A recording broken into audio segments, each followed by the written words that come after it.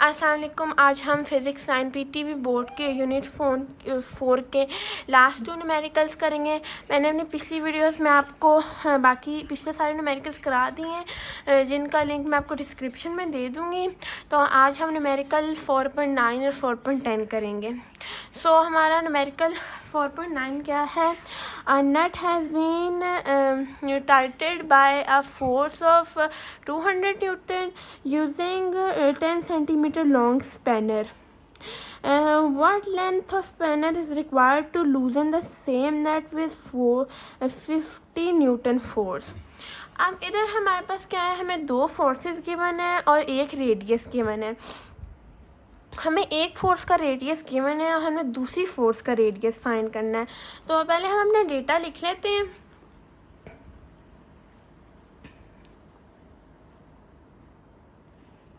पहले मेरे पास फोर्स 1 है 200, रेडियस 1 हमारे पास है 10 सेंटीमीटर। तो जब हम सेंटीमीटर को मीटर में कन्वर्ट करेंगे तो हमारे पास आंसर आएगा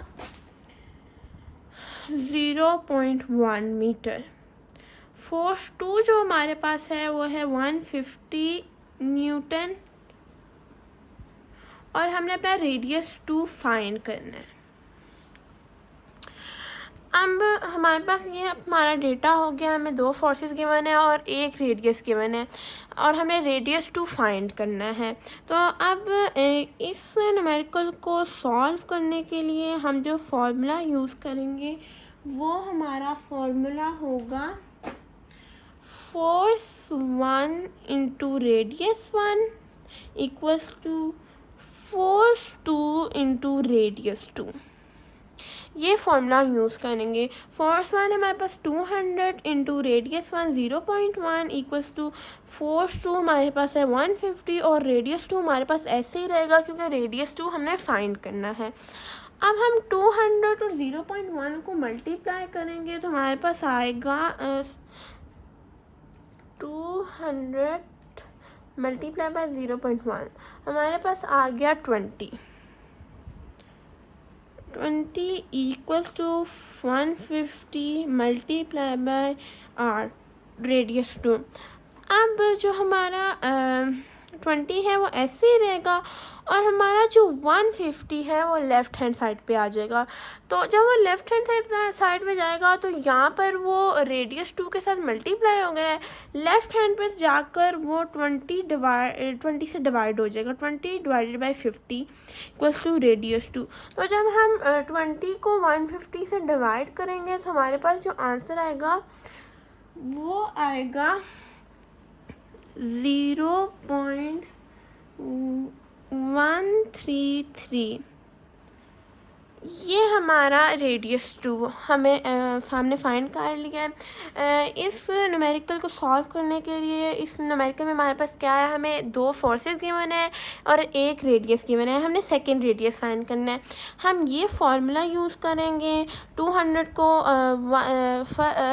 फोर्स 1 को फोर्स रेडियस 1 से मल्टीप्लाई करेंगे, फिर जो हमारे पास फोर्स 2 है वो इन दोनों के आंसर के साथ डिवाइड हो जाएगा और हमारे पास आंसर आ जाएगा। हमारा रेडियस 2 है 0.133। ये हमारा न्यूमेरिकल 4.9 हो गया। अब हम अपने न्यूमेरिकल 4.10 की तरफ चलते हैं जो कि हमारा लास्ट न्यूमेरिकल है।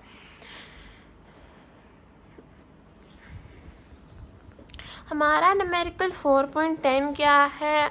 A block of mass 10 kg is suspended at a distance of 20 centimeter from the center of a uniform bar along 1 meter long. What force is required to balance it at its center of gravity by applying the force at another end of the bar? हमारे पास जो gravity होती है उसका constant आप सबको पता है 10 होता है और इस न्यूमेरिकल 10 है और हमें यहाँ पे एक मास गिवन है, दो लेंस गिवन है, मतलब दो रेडियस गिवन है। अब हमने फाइंड क्या करना है ये हम देखेंगे। अब हमने यहाँ पे क्या फाइंड करना है कि हमें एक मास गिवन है, एक ग्रेविटी गिवन है, दो रेडियस गिवन है। तो हमें अपनी फोर्स 2 फाइंड करनी है। मतलब हमारे पास मास जो है वो है 10 kg रेडियस 1 है हमारे रेडियस 1 है हमारे पास 20 सेंटीमीटर। उसको जब हम मीटर में कन्वर्ट करेंगे तो हमारे पास आएगा 0.2 मीटर। फिर हमारे पास जो रेडियस 2 है वो है हमारे पास 1, उसको जब हम सेंटीमीटर से मीटर में कन्वर्ट करेंगे तो हमारे पास 0.5 मीटर आएगा। और हमारे पास ग्रेविटी भी गिवन है, ग्रेविटी का हम कांस्टेंट लिखेंगे जो कि है 10। अब इधर हमने फाइंड क्या करना है, हमने अपनी फोर्स 2 फाइंड करनी है।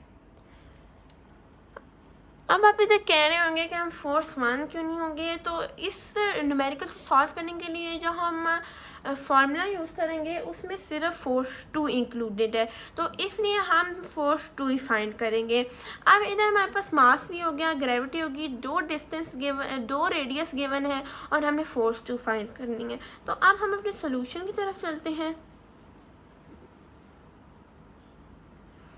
हमारे पास जो फॉर्मूला होगा वो होगा radius 2 into force 2 equals to m into g multiply by radius 1। Radius 2 हमारे पास जो है वो है 0.5 मल्टीप्लाई बाय फोर्स 2 ऐसे ही रहेगा क्योंकि वो हमने फाइंड करनी है। m हमारे पास मास 10 है और ग्रेविटी भी 10 है और रेडियस 1 हमारे पास है 0.2। अब हमारे 0.5 ऐसे ही रहेगा, फोर्स 2 भी ऐसे ही रहेगा। जब हम इन दोनों 10 को मल्टीप्लाई करेंगे तो हमारे पास आंसर आएगा, हमारे पास आंसर आएगा 100 मल्टीप्लाई बाय 0.2। अब हम क्या करेंगे कि हाँ, हमने दोनों 10 को मल्टीप्लाई कर लिया, हमारे पास आंसर आ गया 100। 0.2 साथ ऐसे ही आएगा। अब ये जो हमारा 5 है लेफ़्ट हैंड साइड वाला, वो हमारी राइट हैंड साइड पर आ जाएगा। सॉरी हाँ, तो यहाँ पे वो लेफ़्ट हैंड साइड पे वो मल्टीप्लाई है तो राइट हैंड साइड पे वो डिवाइड हो जाएगा। फोर्स 2 ऐसे ही रहेगा, 100 मल्टीप्लाई बाय 0.2 डिवाइडेड बाय 0.5 हो जाएगा। अब जब हम 100 और 0.2 को मल्टीप्लाई करके 0.5 से डिवाइड करेंगे तो हमारे पास आंसर आएगा 40। ये हमारी फोर्स 2 हो गए। हमारे लास्ट 2 न्यूमेरिकल्स बहुत इजी हैं। न्यूमेरिकल 4.10 में हमें क्या किया है, हमें मास गिवन है, 2 रेडियस गिवन है, वो दोनों सेंटीमीटर में है, हमने उनको मीटर में कन्वर्ट किया। और ग्रेविटी का हमें बताया है कि उस सेंटर में ग्रेविटी है तो हमें ग्रेविटी का कांस्टेंट पता है 10 और हमने फोर्स 2 फाइंड करनी है। अब फोर्स 2 हमने क्यों फाइंड करनी है कि इस न्यूमेरिकल को सॉल्व करने के लिए जो रिक्वायर्ड फार्मूला है उसके अंदर ओनली फोर्स 2 इंक्लूडेड है, तो इसलिए हम फोर्स 2 फाइंड करेंगे।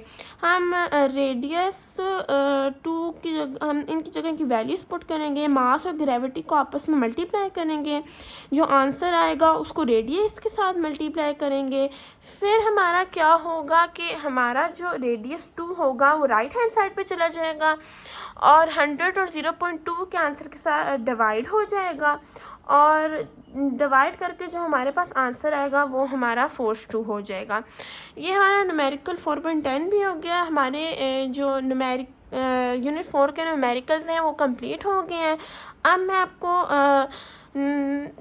अपनी नेक्स्ट में आपको चैप्टर 6 स्टार्ट करवाऊंगी। हम चैप्टर 5 में स्किप कर रही हूँ। सो आज के लिए इतना ही। अल्लाह हाफ़िज़।